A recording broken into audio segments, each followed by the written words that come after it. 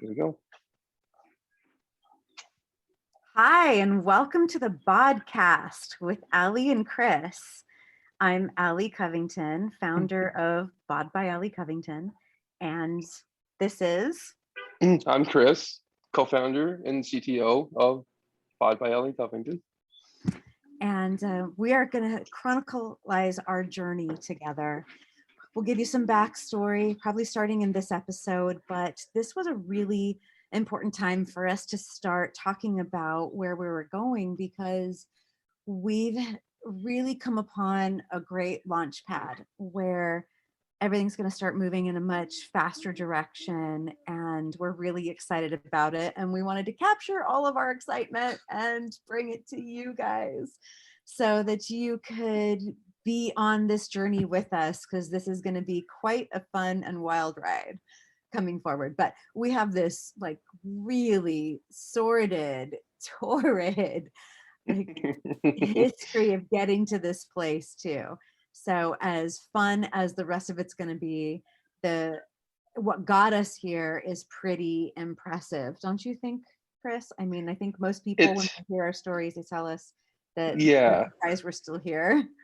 I think it's been, for both of us, it has been quite a roller coaster ride of life, just getting to the point where we even met each other. And even since we've met each other, it's been trying to converge those roller coaster rides into something sane and something manageable. And it's kind of exactly as you said, we've gotten to that point where it's like, we can both sort of see, okay, this is where we find that altitude, we find that upward slope. And it's like, we found our rhythm together, and we're really things are starting to take off. This is where it gets exciting. It is getting exciting, and I think there's so many learning experiences that we came across just individually, but then together as we were trying to figure out this working business relationship. And there's probably a lot of lessons that we learned along the way that we could convey to a lot of people that I'm really excited about, because there are a lot of people that are trying to forge new relationships. There's a lot of people that are trying to forge new business relationships, and they fail miserably in a lot of ways, and for probably a lot of different reasons. And I think that we have navigated so much so well that there's some stuff we can maybe help some people with along the way. And I'm super excited. Right.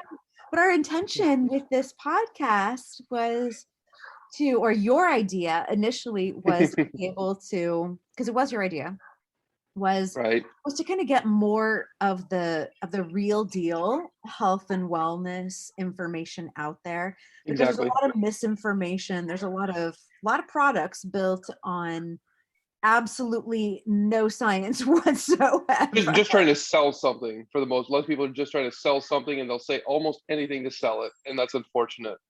It is, and it frustrates me. It always has frustrated me. I started this when I was 19, and I'm 45 right now. It's a lot of experience. It's a long time, and I did it. I started this journey working my way through my bachelor's and my master's degree as a personal trainer. Now, realize, Chris, that there are a lot of adult people that have completely made this their career. And this was my part-time gig, like waiting tables was in college. Right. And so I never saw this being never saw it just training people in the gym or training them at their home being the rest of my life. So, yeah. And that's kind of funny, because it dovetails a good bit into my story too, where I started off in high school doing some computer programming and had all these little projects that were hobbies and everything. But I actually went more of like a construction route. I worked concrete construction, which was the furthest thing from technology as you could get. But I would come home at night and I would program because I liked it. It was fun. It was a hobby. And I almost never seen myself doing it, because it was just like, well, this is something I have fun and I enjoy. Why would I go sit in a cubicle? Right. This is so easy that I didn't want to imagine doing it. Yeah. Yeah. Sorry for the motorcycle outside. But yeah, it was just so easy that I thought, nah, I need a greater challenge for my career, because that's what we're supposed to do, right? We're supposed to have like this challenging career and something that's super Gotta go be a meaningful. lawyer or a doctor. Well, I got into law school. Funny story there. I actually, because I was Uh-huh. pre-med at UCI, and so I studied for the LSAT, got in. I wanted to be a children's rights attorney because, well, God, I mean, you know my heart for Right. kids, and Absolutely. I definitely want to talk about Xander and how he's impacted this journey with me and the future of BOD and everything Mm. else. But yeah, I He's a wanted to be a special children's little rights guy. attorney. And then That I does not realized, surprise me. I remember when you told me that, I was just like, yeah, that fits. That totally fits you. right? And then I realized they don't make any money, and that was a bad business decision. I go, okay, so I'm going to spend how much money going to school to turn around and make how much? That sounds like a low ROI. That was, Right. and It's the kind of thing that you do after you make your money, because yes, it's so much, it's almost a negative ROI, so many of those things. And it's unfortunate, but it's like you are helping people who cannot pay you.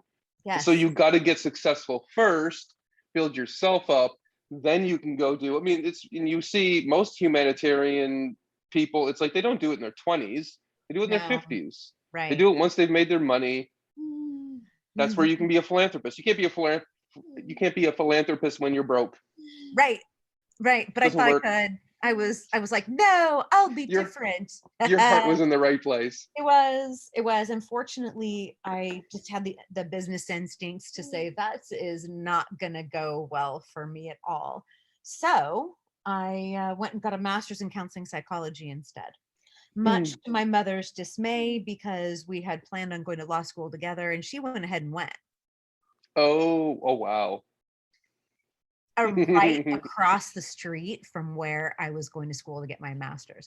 Literally across the street. I could walk Ooh, across and we'd go have dinner together. was there some Uh, cold stares on that No, on I those? mean she understood, and She did. Okay. yeah, because I was just like, it just feels like it's the right thing for me, and this is, I'm obviously gifted in this area, and Yeah. she couldn't argue with that when, I was helping to guide her and coach her as a kid.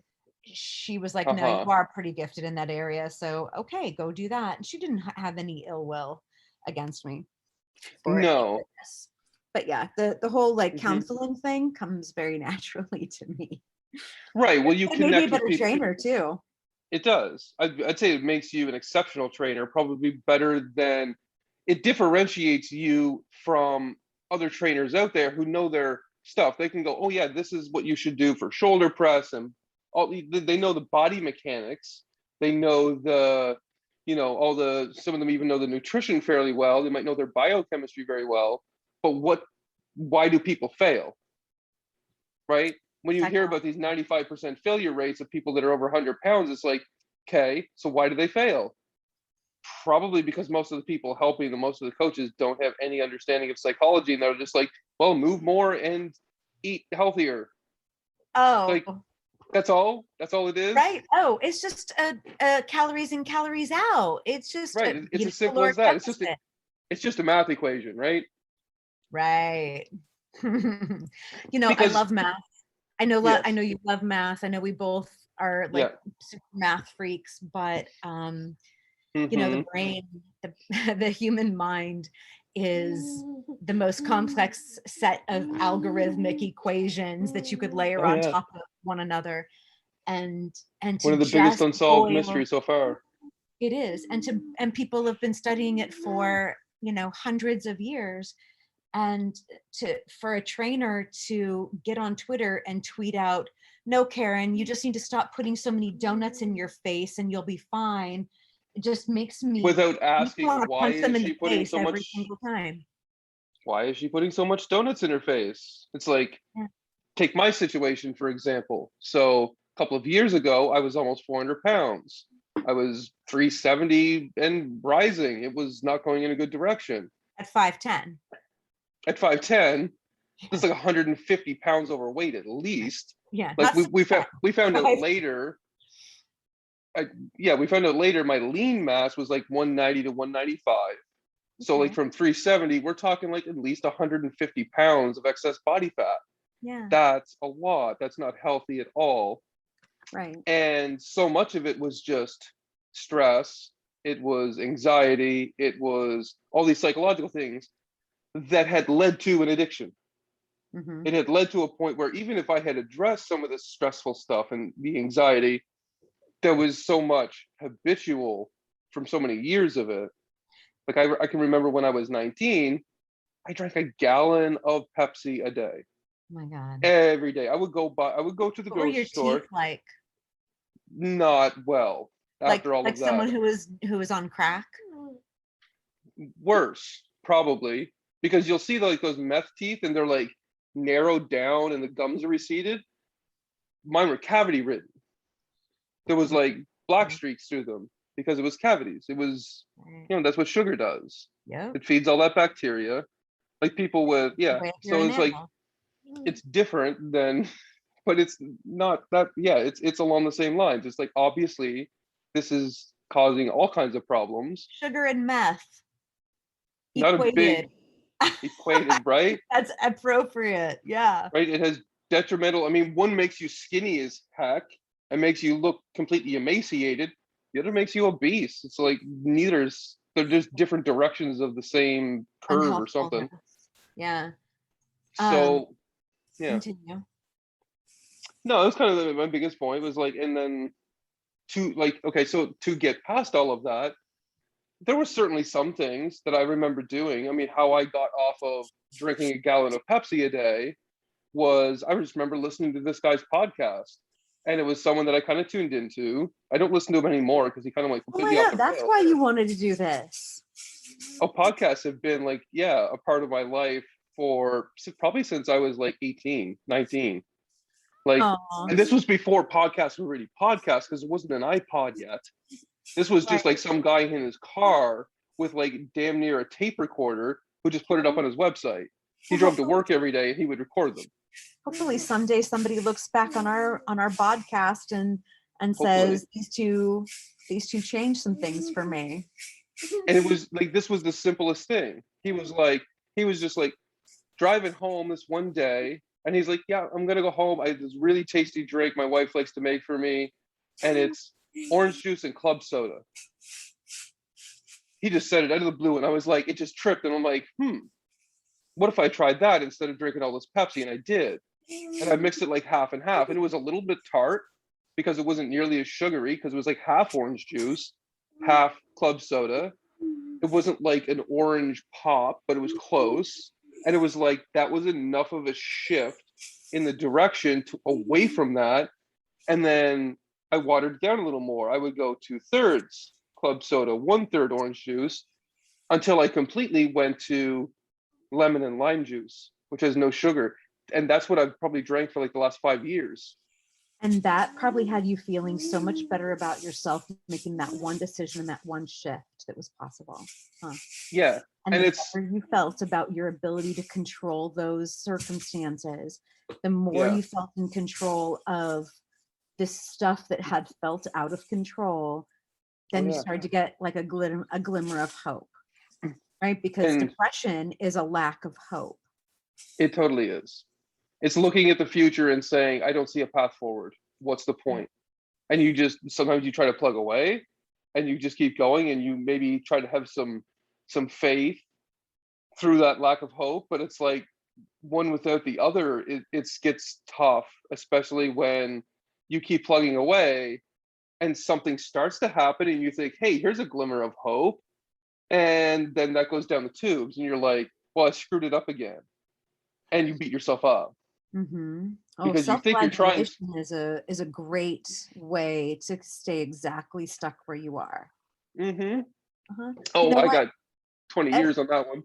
Oh, I mean, our A lot parents of condition us into it. Society conditions us into it. Shoot, all you got to do absolutely, is go on Twitter, and there's some effing guru out there. Can we curse on our own podcast? absolutely. There's It some is our fucking podcast. guru out there basically telling you that you suck because, and you're overweight because you're not disciplined enough. And I'm over here going, that is not what it is. It is not their discipline. It is not their lack of ability to get up off the couch. It's their, Well, it's it's so deep, so much deeper than that. And I want to they're hitting the argue with them, but surface, I just right? don't, right? Because Yeah, I love myself too much to do that now. right. And it's like on the surface, whenever they make these arguments, like whether it's calories in, calories out, or it's just about discipline, it's like, yes, on the surface, those things are right. But you got to get between the layers of why a person is not finding their path to that discipline. Yeah. Because in my case, it wasn't that I didn't want to have this life where I felt free from, these shackles of addictions and habits and things that I didn't like about it. That's where the self-flagellation comes from. It's like people that don't self-flagellate are maybe more worried about them because they don't even want to change. They've just accepted the place that they're in. Maybe they're happy, but if you're happy at 400 pounds, I'm a little worried about you to some extent. Yeah, I don't It's know. like there's got to be a certain unhappiness with that if you ever want to change. If you're happy with it, you won't change. Well, the thing So about that is, like, I know how well, if when you're carrying around that kind of weight, I know how hard it is to walk up a flight of stairs. I know how well you don't move. it's embarrassing too. You walk up a flight of stairs next to somebody else or two flights, and you're like, you're winded and they're not. Like, I was heavy as a kid, and it drove me Yeah. nuts. It drove me Yeah. nuts. I wasn't 400 pounds heavy as a kid. Right. Neither was I as a But kid. That came later. but I did stop. Right. Yeah. I hated how I felt about myself so much that I got so fucking pissed off and so fed up that I was like, You this, changed. I'm not gonna keep doing this. And I Yeah. stayed on that path forever. It's a nonstop one. You don't Mhm. stop brushing your teeth because you want them to stay in your head. Right. So you continue brushing them every fucking day. You Yeah. like the way a clean body smells, not a rancid one that hasn't been washed. So you take showers. You You jump in the work shower. out. Same reason why you work out. All of this is maintenance. All of this is super important for You're right. and that's why I don't like the idea of somebody who's of a trainer that's trying to sell the idea that all you need is 30 minutes 3 times a week. No, you need every day. You Because need every day because you got to build the habit. every fucking day. And It's sure, like every day that you don't work out, you've just let yourself off the hook to some extent. Like even if it's just like today, I didn't feel like going to the gym. I probably could have. Probably could have pushed myself through it. And I was like, you know what? How about I'm going to go for a walk for about an hour. I'm going to go down to the beach and I'm going to do that instead. It's still exercise. I still got out. I There you did something that I can look at and say, I didn't sit on my butt. unless you're sick and can't get out of bed. Sure. Yeah. Unless you're You're stuck in a actually ill. wheelchair, right? Like unless there's like you're physically incapable of doing it. Mhm. Just going, I'm just going to take a day off and give myself a break. It's like, do you like just go take a walk? Can you not go for a walk? Yeah, go for a walk. I mean, that's how I started. In 2019, I couldn't do anything else. I was 370 pounds. And I started off, I was walking 4 kilometers because I couldn't get to 5. 4 kilometers was hard. My shins would hurt. My shins would be like shin splinting. My knees and I would wouldn't start to hurt. I wouldn't recommend that you start off walking a ton because you go from sedentary to starting to walk. Well, now you're going to start having muscle imbalances. Your body's not ready for No, it took a all of while. that activity. And it took about a month of walking. I walked every morning. And I mean, I pushed it. I pushed it because I was also overcoming a lot of internal trauma, internal pain that I was trying to push through. Was a lot of the reason I ended up that overweight to begin with. And I was kind of using that whole, I know there is now, but I didn't know a better way to overcome emotional issues than cardio. Right. And I got out there and it was just like, I basically used that almost, you just use the pain to fight pain almost. Yeah. Because I remember going out, it wasn't so painful that it was like debilitating. But at the same time, it was like my knees hurt because I hadn't been using them. And it was like in the knee joint, like right in the knee joint. It was That like is this. why we should never stop using them. Right. Never stop. We start off as children moving our bodies and exercising. We should never allow our children to stop moving their bodies, which is why I do not have video games in my house. I don't own a video game console at all. The last video game console I had was a Nintendo system in the 80s. And once I saved the princess, I was out. I was like, nope, no more of this stuff. That was it. And then none of my kids have video game consoles. If they know how to play a video game, it's because it's on a phone or on an iPad or whatever. But those are short games. Those aren't the ones that like suck you draw you in for hours. Yeah. No freaking way, man. No. See, that's where I was. No. Oh, I've got games. So I used to have a Steam account. I still have it, obviously. And I've probably got like a couple hundred games on there. Steam, for the people who don't know, it's PC game, PC piece of software where you can download games onto a computer. I've got games on there. They track how many hours you play. They'll tell you how many hours you play for. If you play for 3 hours, if you have the game open for 3 hours, they can record it. I've got at least 3 games on there that have over 2,000 hours of playtime. Straight? Well, not straight, like all in like, no, over the course of like 5 years. Oh, okay. But still, that's so much. All of a sudden I went, 2,000 straight is an entire year of work. It is. Well, it's 40 hours a week by 50 weeks is 2,000 hours. There's 3 years of 40-hour weeks over the course of, I only had the Steam account for about 6 years. So 50% of my work time, I worked, but then if I worked and I played video games, it was like, that was all I did. And I sat in front of a computer working. 4 hours a day on average. Yeah. Yeah. Wow. And there was times where that was not 4 hours a day because it was more like 30 hours a day. There was a lot of those. Which is why, like, even on my days off, I'm walking. I'll choose, like, if I'm like, no. There's never a day I don't anymore. I'm not ready for an intense cardio session. I'm not ready for any of that. I will just, I'll put Xander in the stroller and we'll go walk our errands. And that's a couple of miles. And I walk for an hour. Just, I gotta move because I understand what sits rests. You can quote me on that. Right. And what I learned a lot. Anything in the physical universe. Right. Cars, rest, everything.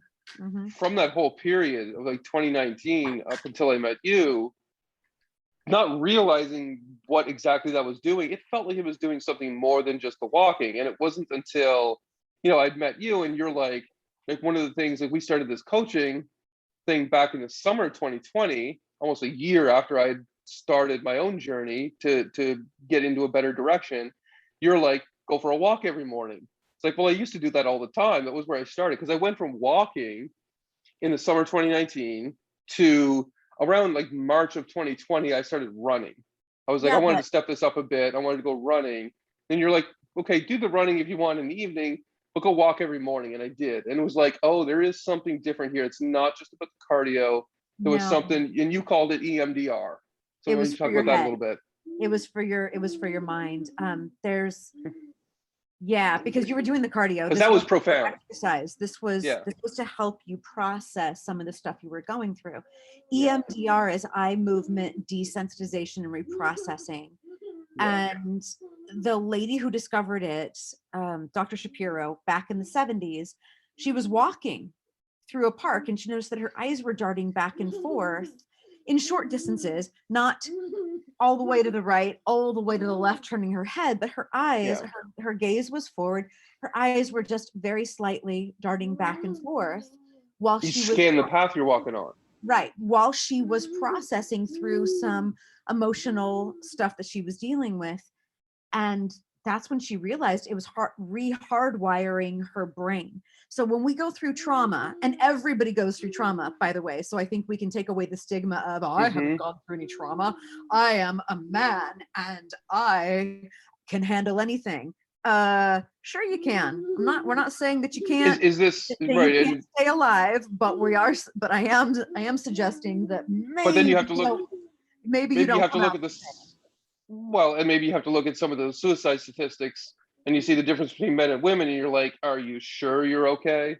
When Right. they're 4-1 or 5-1 in some age categories. Women do tend to release their emotions on a more frequent basis than men. Men do tend to like become Right. more pressure cookers.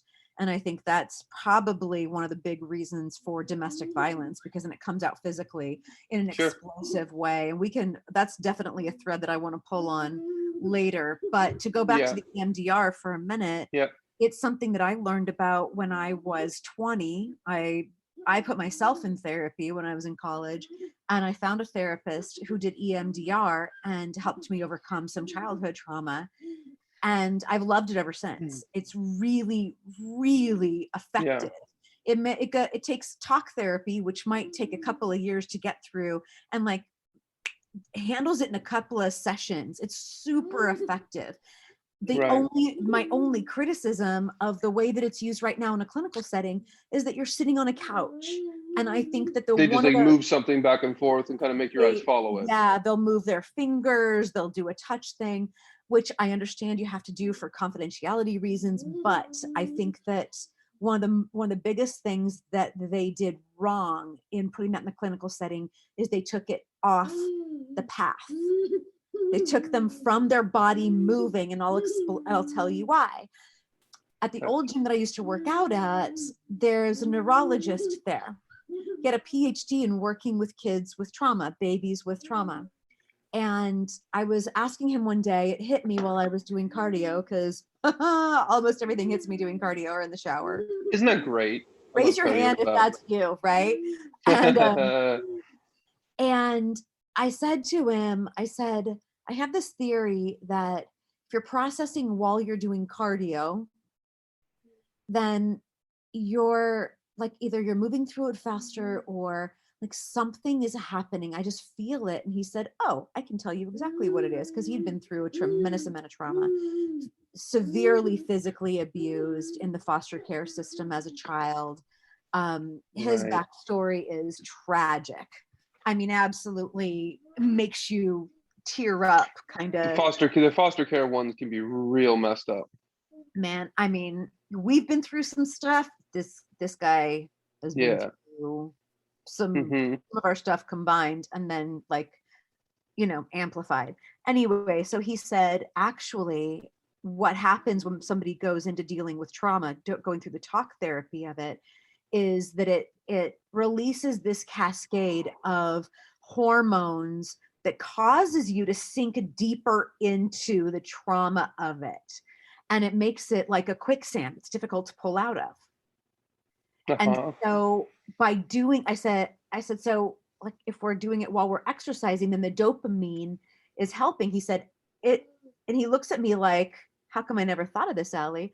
He said it would, because the dopamine and serotonin released during exercise would counteract the hormones that are pulling you down. So it helps you release it. Pull out of. So it keeps you from falling into it deeper and helps you move through, almost creating an upward spiraling vortex, which I know you've heard me say to you many times. And I didn't always give you all the backstory because we were on your time, but that's why. He said, couple that with a high protein, low carb diet, and you've got the makings for somebody being able to deal with some pretty severe trauma in their life and move through it without getting sucked back in every single time, which is the problem. That's the key, I would say, is the move through it. Right. Well, that's the problem when you go into talk therapy. Anybody with PTSD, you just doesn't want to talk through it because they just sit there and they relive it. They don't move past it. Right. And so that EMDR is to help them move past it. And that's why I told you to go walk. Yeah. Walk to clear your head in the morning. Right. And I think through that whole period, like we would meet every like a Thursday evening, and we would go into, like, we would kind of do almost that talk therapy-ish, like I'd go into a story about something that was really bugging me. It's like, here, this was a painful moment in my childhood, and this one, and this one, and this one. And then I would go for walks. And two stories behind But that. I wouldn't let you stay in One, there. We didn't like sit there and analyze the no, past. we didn't There sit there was and homework analyze to it. pull you It out. was just, I would kind of get it out off my chest. And then you were like, cool, now go do this. Go somewhere, go out in the woods, go write about it, go get it out of your head. Don't sit here and just talk about it over and over. Because every week it was different stuff that would come up. Go ahead. It was. But remember, it wasn't about getting it out of your head. It was about getting it out of your body, because your Right. body holds on to it. And where Yeah. a lot of disease and a lot of dysfunction comes from your body retaining a lot of these Holding emotions. on to that negative energy too much, all that pain. Yeah, and it'll just manifest itself in different ways, whether it's a cancer or heart disease or, oh boy, am I getting into some controversial health stuff here where it's like a lot of people will be like, no, negative emotions don't cause heart disease. Well, the Dalai Lama and I would beg to differ, but okay. Right. That's about as controversial as I'm going to get. So we're not going to talk about Yeah. politics or religion or vaccines, because I'm No, we'll not stay away going from to those. have I'm not gonna have a debate with people about something that's that. There is, so one story I do remember, while I still have it in my head, was probably about a couple of months before I met you. It was like February of 2020. And it was one of these moments where I was really starting to feel the slip of the whole, move more, eat less, was working for a while. It got me about 70 pounds down. I was into like close to 300 pounds. But I remember this one weekend where it was like the whole world was just crushing me. It was just like all the weight of everything, all the pain of child. It was just like all come rushing in. And I think I had tried to reach out to somebody on Twitter at that time. It was like I was kind of just on social media, somewhat looking for someone to reach out to. I tried to, and kind of got turned away pretty hard, probably because I was too desperate. I was too like reaching too much, and they just weren't in any position to help me even. And You were being authentic. I You were was desperate. right. And they weren't in any position to really help me. They're like, so go talk to somebody, sort of thing. You were like, what the fuck did you think I reached out to you for, asshole? Right. And it was like Friend. one of the first moments that I actually tried being vulnerable about how I felt, and it didn't go very well. And the next day, I went for a walk. And when I left that morning, where my mind was at was I didn't know if I was coming back from that walk. Like I went out there thinking, I mean, I didn't have some plan. It was just like that was my mind was at. I didn't have any like, oh, how was I going to do it sort of thing. But it was just like I didn't feel like I was coming back. It's just like where my head was at. It was just like I didn't want to come back. It was just like I felt so hurt, so like I felt like there was no path forward. That's where you get into that mindset of if you don't see a path forward, that's where depression really starts to kick you in the ass. And I go for this walk. That's where faith. And I just kept walking and walking and walking. I walked 45 kilometers that day. Wow. I walked the first 20 kilometers. I walked the first almost 15 kilometers with tears in my eyes. I cried the whole way. It was just tears coming down. I kept walking. I didn't have music. I didn't bring anything with me. I just went walking. And it was like I was in tears until I got to about 15K. Then I started to feel a little better, and I just kept walking and kept walking. And I got to like 22, 23 kilometers, and I was like, I kind of actually feel good. And now I have to turn around, and I'm like, but I just walked like 15 miles, and now I have to turn around and walk home. And I'm like, oh shit, I've got a 4-hour walk home. So then I turned around and I'm like, okay. And then I walk and I walk, and I kept feeling better and better and better and better. And by the time I got home, I was like, God damn, I just walked 45 kilometers. And you felt I'm good a about badass. yourself. Yeah. So that's dopamine, that's accomplishment, and you did not come home the same person. You I changed. Died out there on that path that day, the old you. And that was came home. Yeah. That was the second time I had done that. I had done a similar one. I did a 50K walk back in December when I was 330 pounds. Wow. I had done that once before. That was a 12-hour walk. It took a while because like I was not set for a 50K walk. I made it to about 30, and then everything started to hurt. My back, my knees, my hips. How much of your body hurt from that one?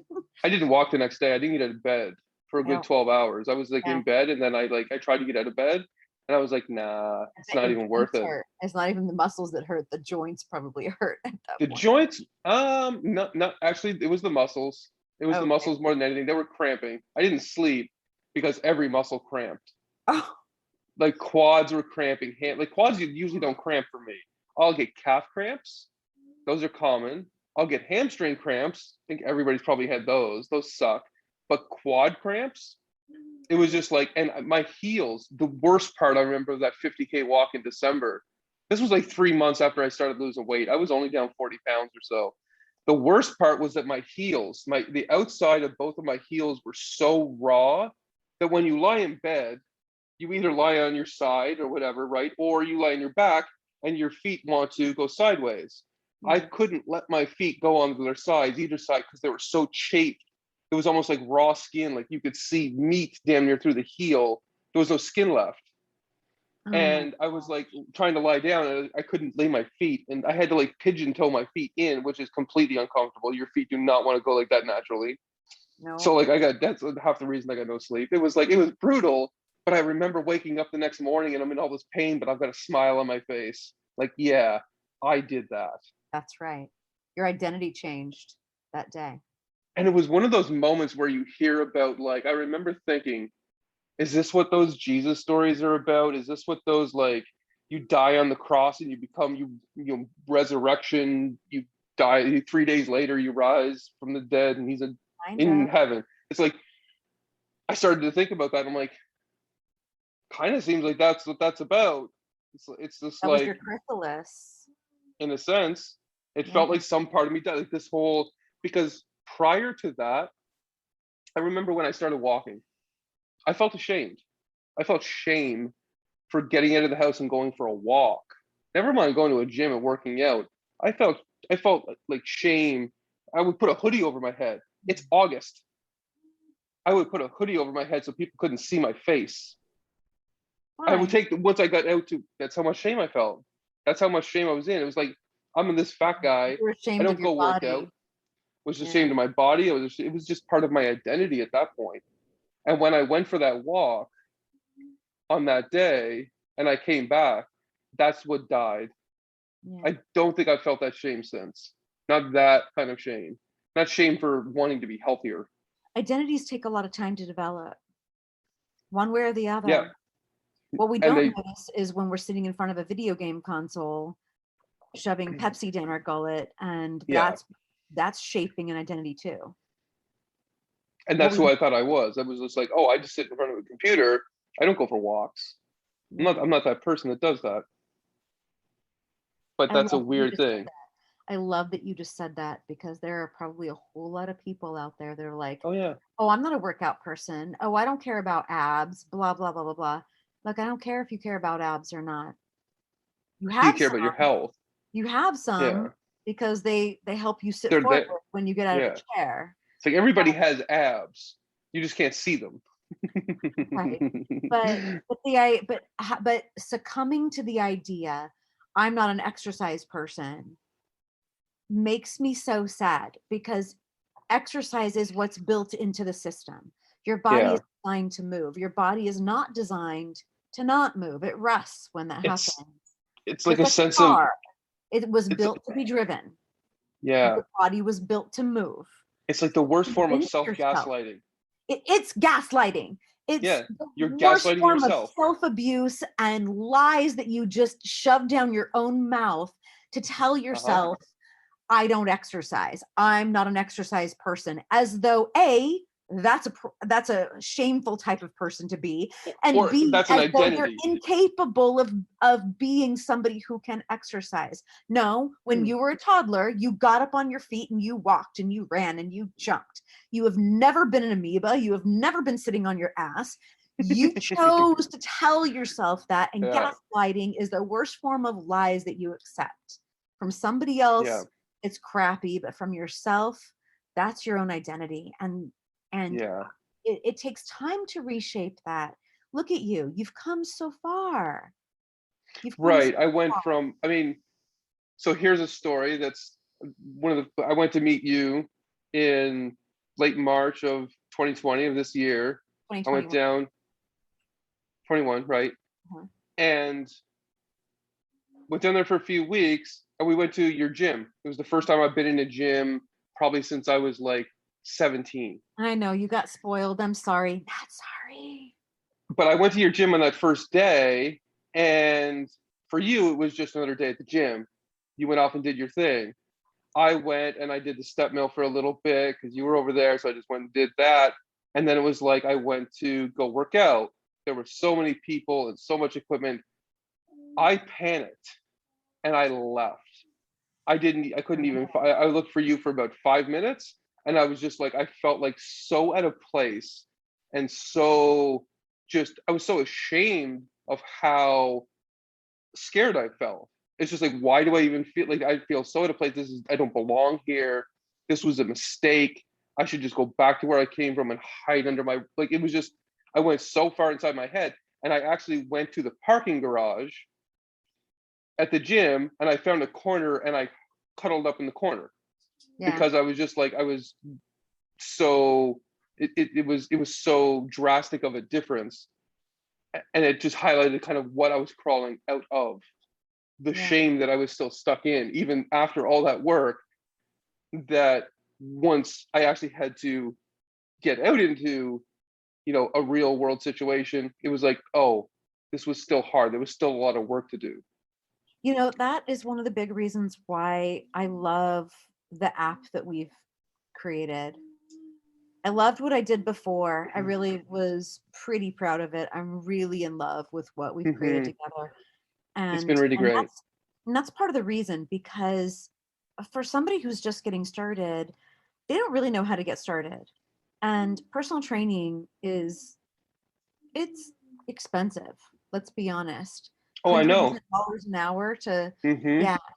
So they go to like maybe some classes, but then they're in there with a whole bunch of other people. So just the idea of joining a gym is terrifying for a lot of people. But if you had an app on your phone, everybody's on their phone. Yeah. Everybody in the gym is on their phone. Nobody knows why they're on their phone.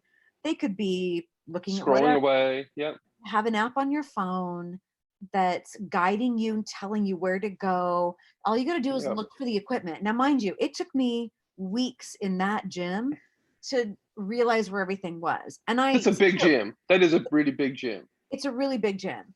And I had only been working out back inside for a week or so before you got there. Maybe 2 weeks, because the gym had been outside. Right, so because COVID and everything. Whenever they move the equipment, then I'm wandering around like feeling like like the kid that walked into the dance in 6th grade and is like, I don't know where all my friends are, and you feel. And that was kind of the expectation. Like I went into there having this expectation of we were just going to work out together, and you just went off and did your own thing, and I'm just like, oh shit. You couldn't have done my workout. You knew. No. Yeah. And it was like, but it just like kind of highlights still where I was. And that was only a few months ago. That was not that long ago. And now look at you. You're in Mexico killing it on a T-bar row. Like, look at me. Ha. It's amazing how it's amazing how quickly you can overcome an identity issue. Because if that's all it is, and people get so stuck on this, I think that's the point that I would make. It's like, if you feel like you're just stuck on, oh, this isn't me, I can't do this, you'd be amazed how quickly that shit can dissolve. Like it can just go away. But you only do it by doing it. It's like you have to face it once. Yeah, especially with just a little support. Like the reason why I was telling you what I was telling you about the gym is I felt that way. I've been going to a gym since I was a teenager. Yeah. They're not laid out the same. Not all equipment looks the same anymore, I mean, it just every new environment, you have to get used to it all over again. And you feel like you're the only one standing there looking around lost, and you're not, but you feel like you are. And like, I get it. I remember the specific part that really, I think, kind of triggered me the most wasn't just that I didn't know where anything was. It was that I would get into that position where I'm looking around, and it was almost like I was in the way of all these other people. Like I was this rock in the middle of their river, and they were having to flow around me. And I felt like I was just annoying them, like I was in their space. They didn't care. ultimately, because I did that eventually. After a couple of weeks, I would just stand there and just like to do the same thing and realize the difference. It's like these people don't actually care. They will just go around you because they're too busy just dealing with their own shit. But I was so in my own head thinking like, oh, I'm annoying everybody. I should just leave and get out of here because I don't belong here. That sort of thing. That's that imposter syndrome. That's that. Super imposter, because there isn't a single person that I have ever witnessed in a gym that doesn't absolutely congratulate the newbie, especially the heavy newbie that's coming in. We look at you guys and think to ourselves, good fucking job. Glad you're here. Right. Congratulations. You've joined a whole new level of life now. Right. And so we love seeing there have been heavy women on the treadmill at the gym. Yeah. Who were just, it was obvious they were dying on the treadmill. And they were just doing the best they were trying to get out. And they were like, and I just walk up to them and I'm like, good job. Just good job. Somebody's like that will make somebody's day so much. And you do see that. Yeah. It totally made this woman's day. I was like, I am proud of you. I just want you to know. Good job. I'm glad you're here. I'm glad you're here. And I've never had somebody, and I've never said somebody come up and like, oh, because I've had situations where it was like, hey, can I use this? Are you almost done? He's like, I got one more set and it's all yours, sort of thing. It was just like, most people are super nice. Yeah, or they'll say, hey, do you want to work in? Like if somebody comes up to me and is like, how many more sets do you have? I'm like, 2, but you can work in. Like we can share. We can share, because it's like everybody in the gym knows we all went to kindergarten. There's limited equipment.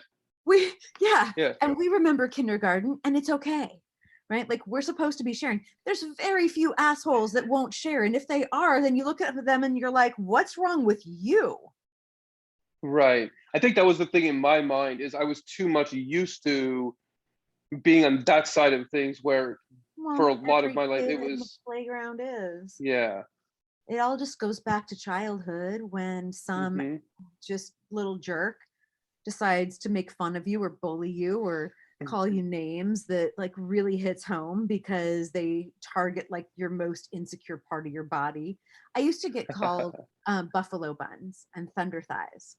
Aw. In elementary school. So that's terrible. I hated my legs.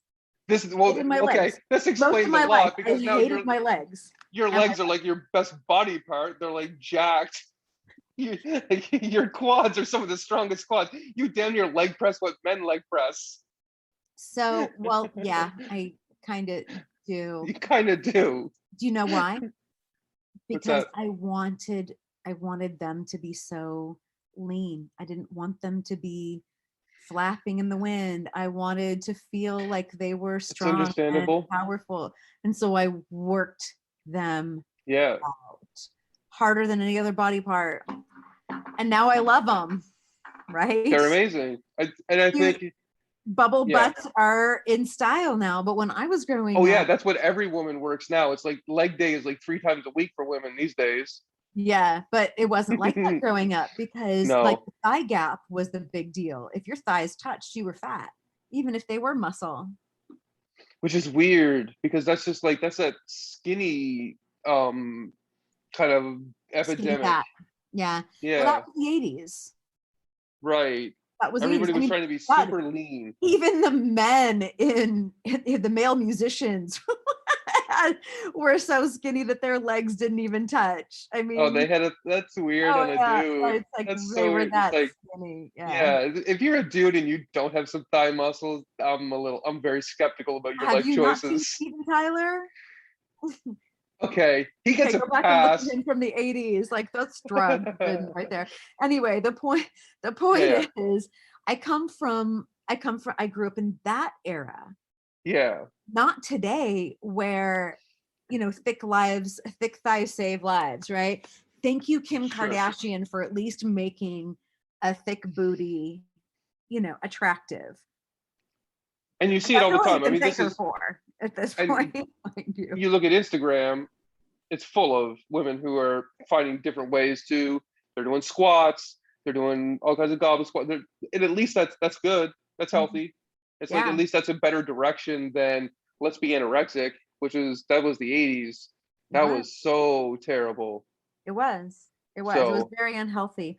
Although I feel like the pendulum has swung too far the other direction where now we're celebrating usually does. obesity. And I'm like, no, we need to settle into athleticism, into thick That's the ideal. muscular thighs that, I mean, you go from Christy Brinkley on the cover of Sports Illustrated to someone who looks like she ate Christy Brinkley. And this gets a lot And into like, what is like, our where's message the with, middle ground? right? And it gets into a lot of our message with bod, where we want people to find is that middle ground. We want people to feel sexy naked, right? Find We want their people to version be of that. comfortable in your own skin, to be, it doesn't, Confident in to their be own skin, not confident. just comfortable. Because comfortable can mean like, That's oh, true. I don't have Comfortable's to not work out. always, yeah, It's good. confidence in your own Yeah, skin. Yeah. right. And you can't do that at 400 pounds. I know this with absolute certainty. There's no way, especially as a guy, because no woman looks at a 400-pound guy and thinks, okay, he'll do, unless she's 400 pounds, Right. because she's only lowered her standard. It's just like, no, it never works. It's probably, it's no good for anybody. I don't Yeah. know. And It's so like our whole message is we want people to be healthy. It's all about building healthy habits. It's not about, being an athlete. If you want to go there, great. But it's how do you get healthy? It's how did I do it? healthy Habits. pregnancies, healthy children, healthy generations. And being able to, I mean, this is one of your motivations, is not just wanting to be able to play with your kids and keep up with them, but being able to play with your grandkids and keep up with them. It's Yeah. like by the time you have grandkids, you might be reasonably something like 60, 50s, 60, something in that range. And a lot of people, when they get to be 60, it's like, can they play with their kids or grandkids? No, they're Not getting anymore. frail, right? Not every, Or they're so stiff they can't get down on the floor anymore or anything like that. I was walking out of the gym today and I was thinking to myself, because I was having this mhm. conversation with my 14-year-old daughter recently, and I don't know, something about mortality, and maybe it was because we were talking about my dad and my dad's passing and the recent anniversary lately. Mhm. And she always kind of worries about not having me around. I said, girl, I'm gonna see Understandable. you. I'm gonna see your 60th birthday party. Like Yeah, I'm I gonna am see going to your be grandkids. around to haunt you for so long. You don't even have to worry about it. Like, this Mhm. mama is gonna be well into her 90s, which reminds me of a client of ours I who is would not be 72. surprised if you see 100. I would not be surprised. 97. I just told myself, That's like, your I'm limit? gonna check out at 97. I don't know. I don't know that I want 100. 97 sounds good. I don't know. It's just a Okay. silly thing I have. You'll get to 97 and you'll be like, nah, 3 more years. Yeah, probably. You're like, you know what? I kind of want that, like, extra happy birthday. Go So ahead. we have a client that's 72, Right. and we've talked about her longevity, that her mom lived to 97, and I thought that was interesting because that was always my number. And Right. And she said, so I'm going to be around a long time. And I said, well, then we need to lift weights. Like, well, I walk a lot. I said, that's great. You need to lift weights because you're not going to get stronger by walking. Your wrists aren't getting stronger, your upper body, your knees. Like, we need to do some strength training exercises. So she's been pretty good about doing it. I try to get her to do it twice a week, sometimes only once, but that's still like, that's a big improvement on the nothing that she was doing. And come to find out, she went from being sedentary like you and 20 pounds Mhm. overweight, just 20, to Right. walking 10,000 steps a day, and then finding out that her knee hurts and her this hurts and her that hurts. It's like, well, because Same thing I went through. you all of a sudden Yep. decided to walk 10,000 steps a day, and you didn't really Yep. work into it very much. You didn't give your muscles a chance to acclimate. And Right. that's really what I love about what we've built. Because my predecessor, the version 1.0, Yep. was built on a very it was built on the idea, like, I'm going to take somebody from doing nothing to getting to where I am. And it was too easy for a lot of people in the beginning, right? I mean, Right. you were on that system.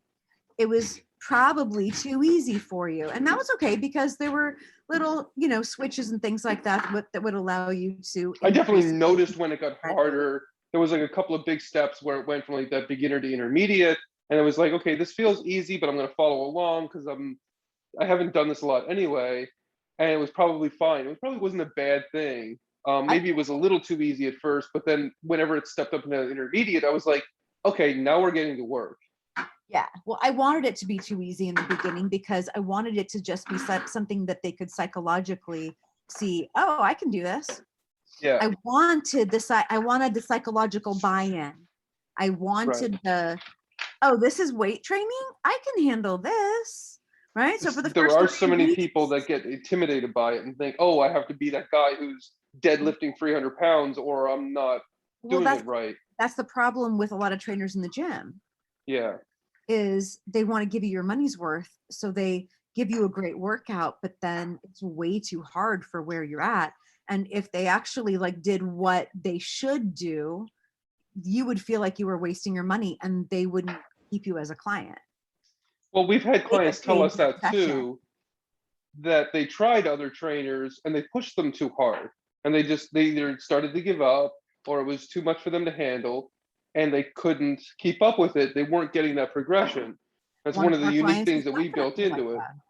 Yeah, one of the unique things that we built into it was this ability to say, well, if you are a beginner, then you're going to start off easy, and it's going to ramp you up.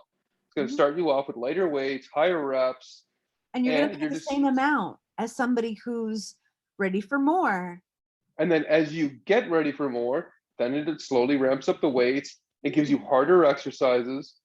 And, to dovetail into the whole nutrition side of things too, to go back to that story I said about drinking a gallon of Pepsi a day, and that whole concept of progressing into drinking something like orange juice and club soda, and then leaning out the orange juice and club soda, and then switching to lime juice or lemon juice and club soda. It's like that progression is what got me off of that. And like today, I looked at my macros the other day. I've been here in Mexico for a month. There's been maybe half a dozen days out of 30 where I've even had really any substantial amount of carbs at all. And it's like corn tortillas, nacho chips. I'm in Mexico. Of course, you're going to have some of that. Completely fine. And there's like maybe 2 days. I went to this restaurant this one day. This was funny. So like I ordered a couple of entrees. They were pretty good. And then I look at their dessert menu. And it's all in Spanish. I don't speak any Spanish. It's my like first week in Mexico. Always order the flan. And so I look at it, I look at them, and they have words and they have pictures, but the pictures don't really match up with the words. So I look at the longest one on there. I'm like, I'm going to order this, and I'm going to try to pronounce it. And I did a pretty good job. And the guy's like, that was a really good job. And then he goes back and he's like, here's your apple pie with ice cream.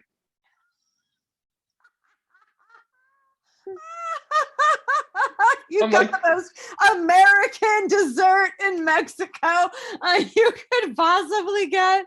I thought I was ordering like you some pronounced fancy it in Spanish. I thought I was ordering some like fucking, I don't know, some like fancy cheesecake with like chocolate drizzle, and it was gonna be fancy. I got apple pie a la mode with a scoop of chocolate ice cream. That's what I'd ordered. I was like, oh, this is just juicy. This is this is hilarious. Right? I laughed so hard. Okay, before you leave Mexico, go get some flan. Some flan. Okay. Flan, I will have to go check that out. Good dessert. It's just a vanilla custard, but it's got like this caramelly type of sauce, and it's just, there's nothing else like it. Nothing else like flan. I got a little bit jaded on the ordering dessert part after that. I was like, I think I'm gonna go to get yourself some dulce de leche. Okay. That's good stuff too. It's a cake. It's 3 milks cake. Okay. They use interesting. They What use kind of like milk? they use like evaporated, sweetened, condensed, and Oh, I don't know what the interesting. third one is. Yeah, different types of, and it's like this cake that's so soaked in the milk that when you cut through it, like the milk squeezes out of the cake. Oh, so it's almost, is it somewhat similar to like the lava cakes that you made?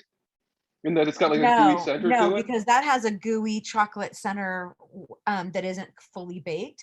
This is like a Right. sponge cake that's completely soaked up this sweet Mm-hmm. milk, and that doesn't need a frosting. And as you cut through it, it's just like the milks are seeping out of the sponge cake. Interesting. It's an interesting experience.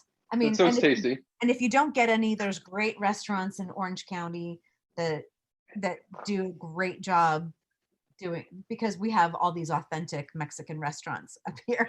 Yeah, there are. And I've heard, yeah, especially like central Orange County, I've heard that You there's know, lots of like really good ones all over the place. Southern California is, a little piece of Mexico up here, huh? I Is know. there a few Mexicans in that area? I don't know. You know what? Have they migrated north at all?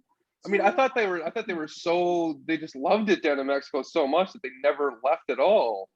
They're You like it's funny. Like the time that I've been here, it this was one of the eye-opening things from being here, hearing so many people.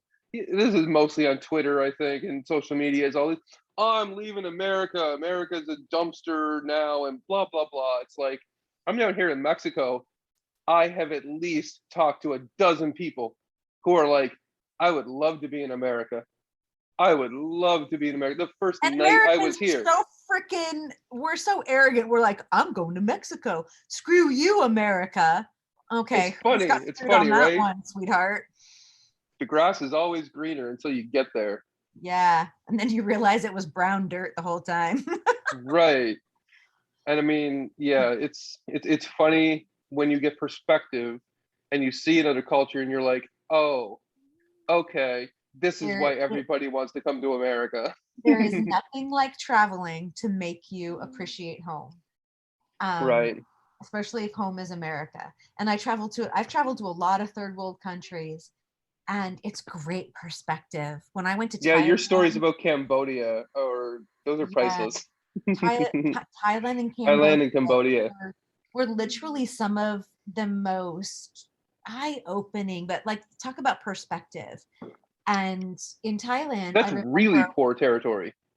yeah, you're walking down a street in Bangkok, and they have these huge, they're not churches, they're temples. They have these huge temples gilded with gold, and you have people sleeping in tents. Well, a tent would be a luxury. They've like built this little thatch hut out of twigs, right next to it, like just rows and rows of it. But they're happy. They're happy. Yeah. And Oh yeah. so, I remember one of the people I was traveling with was just like, oh my gosh, I feel so sorry for them. I said, why? Well, look at the poverty they have. I'm like, they don't, it's beautiful. They don't have any problem with it. They They're in a don't tropical know any paradise. different. They don't know any It's different. it's And they're nice every happy. day. It rarely rains. Right. And well, it's perspective. It's contrast. They don't have the contrast of New York City or LA or Miami or some other place like this. And this is like that whole, I mean, this is just getting into a whole conversation on entitlement. I was just going to say, it was an entitled guy going, oh, our life is so much better. Like, is it really? You have cell phones, you Yeah, have text why? messages, you have crap coming at you, you have a desk job, you have all this stuff, and they're free, and you're not. Like, this is a big Mm, perspective shift. I looked at them and I said, I don't feel sorry for them. They're happy. Why and aren't I you? think, Why aren't you? right. And looking at my own, like, I do plan on moving back to the US. We do plan on moving to Orange County. And it's going to be nice to live there. But I think the perspective of what is real freedom is going to be an important one in sort of looking at the next chapters of my life and developing that, saying, well, what is the world I want to build for myself? It's not going to be slaves to a desk. It's not going to be slave to some technology. It's looking at it and saying these things can be tools, but if you use them, there can be an advantage. if you let them use you, you just become an addict of a different sort. And Absolutely. that's so common today. Oh, it Social is. media is one of the biggest. The scroll is the biggest addiction. It's the new crack for a It lot of is. people. Well, that's why I love what we're building, because we're building a positive crack. Blue bar. It's the blue bar crack. Right. And Well, we're trying to get people addicted to being healthy. if you're We're trying to build habits. no. Yeah. Yeah. But we're getting there, and I won't stop until we've got as many users as my Fitness Pal, because we're not just a tracking system. We're going to help you get healthier and help you like just look forward to every workout, to every meal, look forward to every aspect of your life and what that's bringing to you. And I'm super excited with the conversation that we had yesterday, which is how I started off our conversation today. And since it's been about an hour, I thought maybe I would bring us back to the beginning, because you and I could talk for 5 hours, and we're not going to have a 5-hour podcast. So not yet, anyway. We'll see what the demand is like. I thought I'd wrap this up with our first investor meeting and how nervous you were and how you created a whole presentation with it was the first time I've ever pitched an investor. Yeah, all of this backstory. Well, it was mine too, but I had demoed my previous software. You've done sales. Before. Yeah.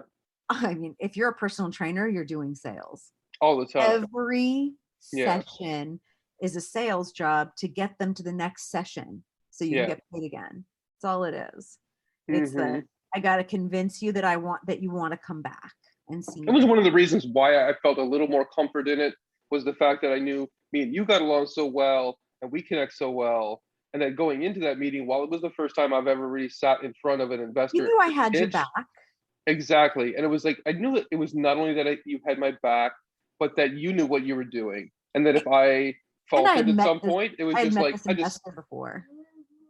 Right. So it was like, having that to talk about, like a little bit about founders and things like this, like working together in a business partner context. It's like, this is so important to have that kind of trust. Yeah. Yeah. So I thought it was really great. It was a great meeting. All I wanted was to get to the next meeting. All I wanted was, I hope he sees enough value in us and what we've already built so far and where it can go, that we can get to the next meeting and maybe get some funding to go to the next level. And we definitely did that. We definitely got to the next meeting. I'm super excited about where we're headed, because in the beginning of 2019, I went to my mentor, gave him a very similar pitch deck, and he told me, maybe you should go into consulting. And I had an existential crisis. Yeah. This is after almost 10 years of you trying to put this together and trying to find a path for it. And then you got told to go find a different path. And I went, I can't. It broke my heart. It broke my soul. And I literally I texted my friend Lauren and went, I'm having an existential crisis. She immediately FaceTimes me and is like, what's wrong? I'm like, I just got told to go consult, not to build my company, but to to go consult. I believe his heart was in the right place. I believe where he was coming from was, I have this infant, I have 2 other kids. The risk management side of it. I'm kind of in 2 custody battles now. And there's so much on your plate. I had so much on my plate. But what he didn't understand was my spirit needed hope, needed something to hold on to move forward with. And the idea of losing this dream that I had been working toward for 10 years and had poured everything into, all of my money, all of my extra energy, all of my everything, was like, you can't tell me to quit. You can't tell me to quit. I just was like, I quit you. I quit you. I can't talk to you. I can't. Yeah. And I think I felt that too. Like, as we were working together, I knew how much you'd put into it, because I could just feel how much you cared about all of this. That's where I dovetailed into it, because I've been looking for a very similar opportunity for almost 10 years. I've always wanted to be in the startups. I never wanted a desk job. And this was always what I was looking for too. And once I kind of saw this opportunity, it's like I went all in too. It was like I poured whatever capital I had and all the time I had for the last 8 months it's not 10 years, but it was 8 months No, that, yeah. it wasn't just my expectations that that wasn't why I needed to Hmm. keep going forward. It was because I know the value of what I'm bringing. I know the Yeah, lives that can be changed. I I know saw that. That's what I saw. I know the hundreds of thousands of women across the globe that think that when they have kids, everything Millions slows even. down, millions. Everything slows down, sex life slows down, their energy diminishes, all the stress of everything, and life just is, I mean, you can see it in their eyes. They're tired. They're And well, tired. They don't know what to and do, and life sucks. and you will see it played out in a lot of, like, people will pick on it in social media. They'll be like, women don't want to have babies anymore. It's just like, why? Well, I I mean, wonder obviously they why. do. Obviously they do, because that's the biggest biological drive ever. It's Hmm. like they're depressed because they don't. So how can we change all of this? How can we bring men and women together? Get fit, get healthy is probably the biggest thing that's missing. We Because have like 150 million people in I, America who are overweight. when he told me to go consult, I felt I can't let all those people down. I know I Hmm. have a secret sauce that works. I Yeah, know it's very simple for me, but it's pretty complicated, I guess, from a biochemical standpoint. But I've been doing this for so long that it's so second nature to me. And I've got such specialized knowledge that very few people, I'm not aware of another person with a therapist that's also a trainer, or a trainer that has, it's counseled. not common. I don't know any, but if there is one, God bless you, because Right. there need to be more of There us. needs to be more. And Yeah. so I just felt like I had too much to give. And if I didn't give it to like everyone, I might as well not be here. Well, And so I couldn't. I for that couldn't give reason, you up. have a beautiful heart. Thank you. I couldn't give up. It's been Yeah, worth all the pain getting here. And it's which is why that conversation yesterday was as it was sweet. very uplifting. It was as sweet as it was, because I was like, good, somebody else who's got experience in fitness, in companies. And Yes. who invests in them on a regular basis. And his last statement before we ended the meeting was, I want to see you guys out there. No. Like, that He is something said that, he said, I want to see Alli out there as the real deal. yeah, right. And I And thought, when you hear something like that, it's like, oh, it's not just, okay, let's have another meeting and see where it's going to go. It's like, no, I want to see you out there making a difference. it was the validation that I Yeah, had been looking for my whole life. right. Yeah. It Yeah, put I can that smile on remember one of yesterday. the first meetings that we had with another mentor of mine, and you were still, this is when we just met, and I had just started to work with you, and I was telling him about you, and he was just like, well, don't get your hopes up, because blah blah blah, lots of people have good ideas. It doesn't mean they're actually know what they're doing, and they can do startups. And he's not wrong. There's a lot of people No, have he's good not ideas, wrong. and they think they can have it done. And then we had this hour-long conversation where you basically just blew his mind, and he was like, and this is a guy who's been working this, he is 62. He was working for IBM back in the 80s. This is a guy who, for anybody who knows technology, he invented DOS 2.0. Like, he was back at IBM in those days. Like, disk Wow. operating system 1.0 was his predecessor. He made 2.0. His successor made 3.0, way before Windows or anything else came out. He was back in those days a software engineer. And this was He's the seen a guy lot. who, he's been around a long time. IBM, Compaq, HP, before he went out on his own. And it's like, for him to give that kind of validation, I could see it in your eyes. I told you what he said when he said, like, wow, she's the real deal. That was the first time you heard that. And then this investor comes along who is in this sphere. This is almost all he does. His biggest investments are in fitness and health tech. And he's like, I want to see you out there as the real deal. It's like, it's what I thought, damn near, it's just like, yeah, everybody's pointing you in the right direction. Stop it with your imposter and just, you are the real deal, Alli Covington. Thank you. You know, it's funny because that imposter made me work so hard. It is interesting, right? Made me work wanting to crush so him. hard. Right?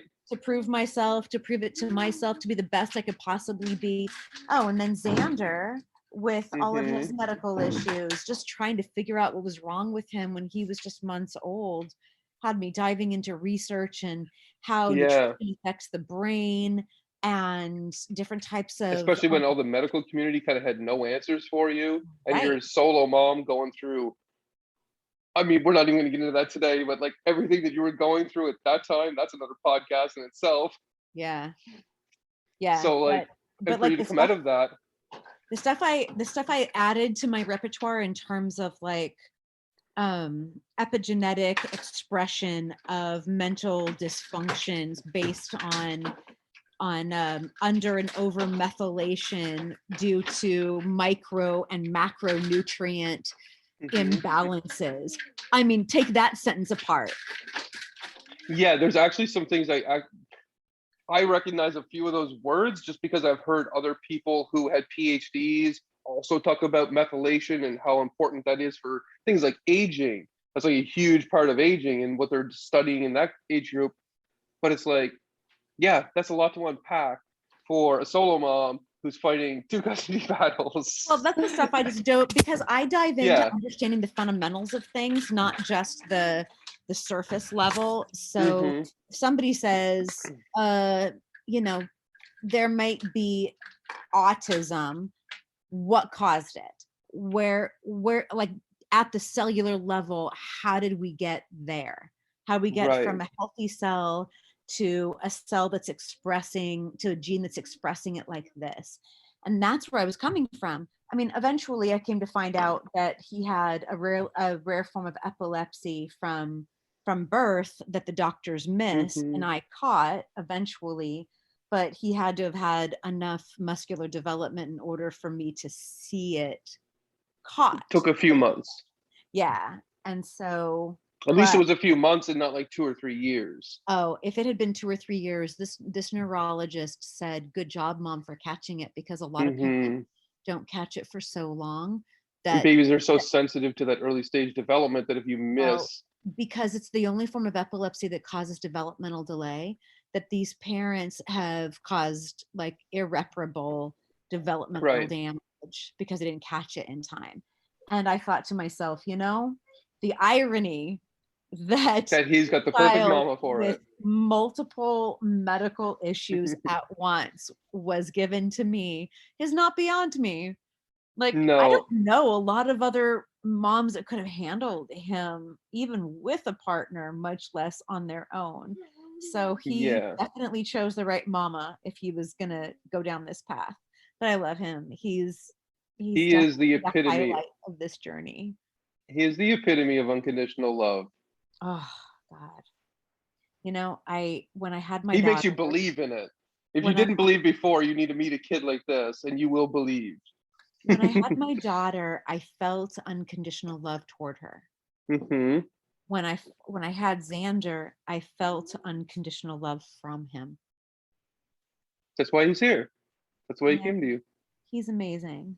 He is. But I also think that he was a great spark for all of this, and that somehow his current disabilities, as we work to overcome them, because it is a process and is a long one, takes time. It's exemplifying exactly what we're doing with our clients. It's progression. Exactly what I'm coaching them through is patience, progression. We do it a little every day, little, one step at a time, and we'll get there. And no one doesn't believe that he won't get caught up. No one believes that he doesn't have a diagnosis like cerebral palsy or anything like that yet. Or Down syndrome, like something He that's doesn't have Down syndrome. He doesn't have autism. he's Yeah. either he's one of the smartest kids I've ever met, and completely Yeah. socially, emotionally aware. It's He's just a very sweet wonderful. kid. I mean, what did he do? You were saying he did something earlier. What did he do today? Yesterday, At, or yesterday? there's a little girl at the kids club at the gym that was crying, and he went over and he put his hand on her as if to soothe her. To console Yeah, her. he doesn't talk. He couldn't go, Nope. oh, blah, blah, blah, or anything like that. He just was, he gives love physically. It's Yeah. amazing. It's amazing. Mm-hmm. You can't be in He his gives presence and not fall in love with him. amazing hugs. Well, Amongst other things. he has given McKellen the same types of hugs he's given you. So there you go. I'm not But the first. but McKellen, well, you were the first that he climbed up on the couch and did that too. McKellen lays on the floor and gets it. So there you go. Okay. That video is going to get public at some point, you know it. Yeah. I'm pretty sure I'm going to publish that at some point and be like, hey, check out this. Remember Anyway, this moment in time? oh, right. I think that's a really good place to wrap up.